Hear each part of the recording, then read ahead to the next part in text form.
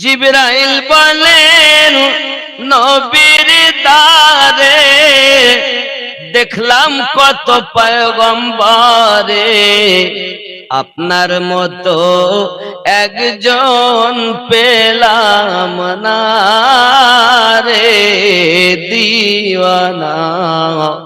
আল্লাহর নবী ছাড়া খোদা পাবি না, আল্লাহর ওলি ছাড়া নবী পাবি না রে দিওয়ানা। আল্লাহর ওলি ছাড়া নবী পাবি না।